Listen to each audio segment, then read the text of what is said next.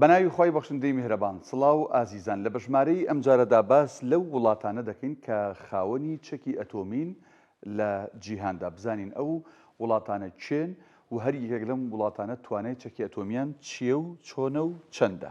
باش بە پلەی یەکەم رووسیا دێت کە با بڵین خاوەنی 4309 کڵاوەی ئەتۆمە. دوایەوە ئەمریکا دێ بە پلەی دووەم کە خاوەنی 3700 کڵاوەی ئەتۆمە.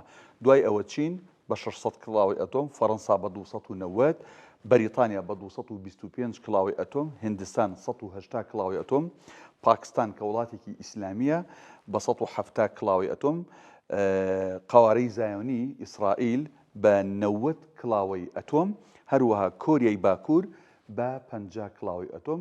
هێشتا ئێران کۆماری ئیسلامی ئێران نەبووەتە خاوەنی کڵاوی ئەتۆم، بەڵام پیتاندنی یۆرانیۆمی گەیشتووەتە لە 160 بۆ سەرەوە. باش چەکی ئەتۆمی تاکتیکی لە وڵاتانی جیهاندا یینە سەر ئەوەی چەکی ئەتۆمی تاکتیکی و استراتیژی چییە.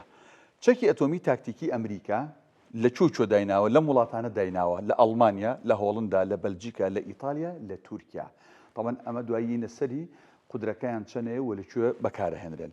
چەکی ئەتۆمی تاکتیکی رووسیا تەنها لە بیلاڕووسیا دایناوە. باشە بابەتێکی دیکە توانای وێرانکاری چەکی ئەتۆمی استراتیژی و تاکتیکی. یەک بۆمبی ئەتۆمی استراتیژی 1000 کیلۆ تۆنە. یەک بۆمب 1000 کیلۆ تۆنە. بەڵام یەک بۆمبی ئەتۆمی تاکتیکی ئەوەی پێشتر باسمان کە ئەمریکا لە چەند وڵاتێک داینا و رووسیاش تەنها لە بیلاڕووسیا، یەک بۆمب چەنەیە 100 کیلۆ تۆنە. یعنی 1000 تۆن مادەی TNT یەکسانە بە 1 کیلۆ تۆن. ئەمە جیاوازیەکانەکە. طبعاً چەکی استراتیژیەکە زۆر وێرانکەر و زۆر گەورەترە. باش بەکارهێنانی چەکی ئەتۆمی تاکتیکی ئەمریکا لە هیرۆشیما بەکاریهێنا 15 کیلۆ تۆن بوو، لە ناکازاکی بەکاریهێنا 21 کیلۆ تۆن بوو و ژماری کوژراوان 220,000 کەس بەهۆی بەکارهێنانی ئەم چەکە لەلایەن ئەمریکاوە بوونە قوربانی. ڕوبع ملیۆنێک.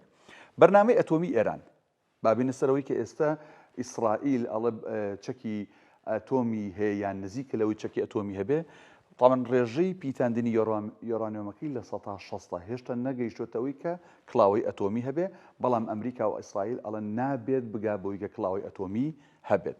دروستکردنی بۆمبی ئەتۆمی لە 190 ینی ئەم پیتاندنە لە 160 بۆ کاروباری وەکو کوشت و کاڵ و زە و زانستی و ئەم بابەتان ئەتوانرێت بەکاربێنرێت، بەڵام کە گەیشتە لە 190 پیتاندنی یۆرانیۆمەکە ئەو کاتە بۆمبی ئەتۆمی لێ دروست دەکرێت. باش ئەمەی کە باسمان کرد چی بوون؟ ئەو وڵاتانە بوون کە لە جیهانە خاوەنی چەکی ئەتۆم و کڵاوەی ئەتۆمین.